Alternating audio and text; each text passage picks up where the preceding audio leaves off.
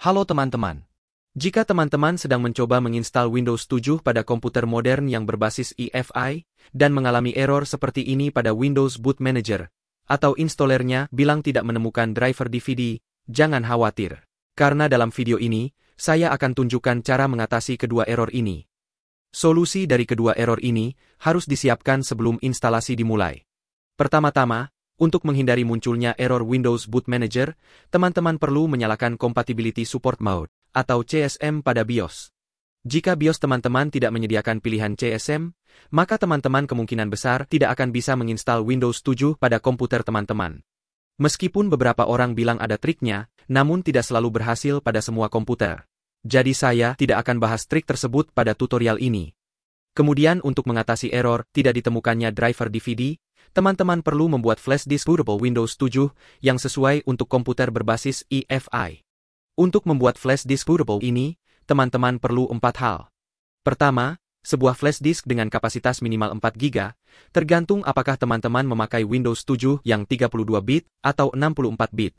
Kedua, teman-teman perlu file ISO Windows 7, baiknya sih yang 64 bit.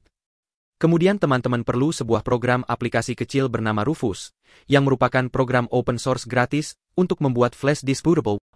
Dan terakhir, teman-teman perlu sebuah program bernama Windows Image Tool dari Gigabyte. Semua file yang teman-teman perlukan bisa diunduh dari link yang telah saya taruh di deskripsi video ini. Oke, jadi sekarang mari kita mulai. Pertama, download file ISO Windows 7, Rufus dan Windows Image Tool dari Gigabyte.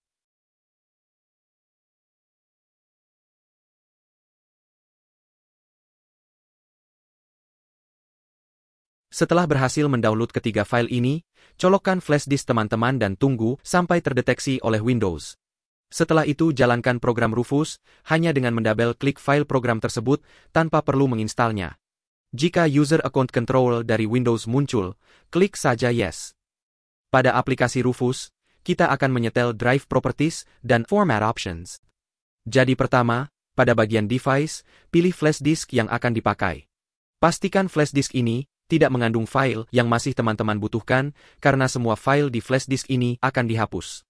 Kemudian pada bagian boot selection, pilih disk or ISO image.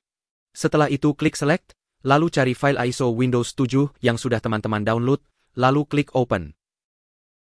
Pada bagian image options, pilih standard Windows installation. Pada bagian partition scheme, pilih GPT, yaitu skema partisi untuk komputer berbasis EFI. Kemudian pada bagian volume label, ketik label yang sesuai. Biarkan file sistemnya NTFS, dan ukuran klasternya 4096. Pada bagian Advanced Format Option, pastikan teman-teman mencentang Quick Format dan Create Extended Label and Icon Files Options. Oke, jadi semuanya sudah siap. Selanjutnya klik Start, untuk memulai pembuatan flash disk bootable Windows 7. Proses ini memerlukan waktu sekitar 10-20 menit, tergantung kecepatan komputer dan flash disk teman-teman. Setelah selesai, tutup Rufus. Langkah berikutnya yang sangat penting adalah memperbarui driver EHCI pada flash disk bootable ini dengan Windows Image Tool-nya Gigabyte. Jadi pertama ekstrak file zip ini.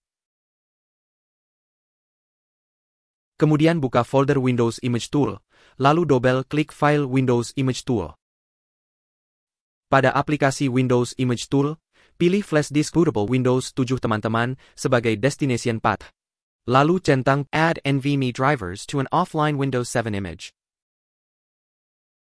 Setelah itu klik Start untuk memulai pembaruan driver EHCI menjadi XHCI pada flash disk bootable teman-teman. Proses ini memakan waktu 15-30 menit, jadi harap bersabar.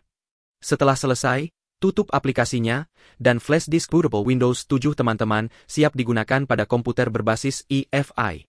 Sekarang mari kita coba menggunakan flash disk ini untuk menginstal Windows 7.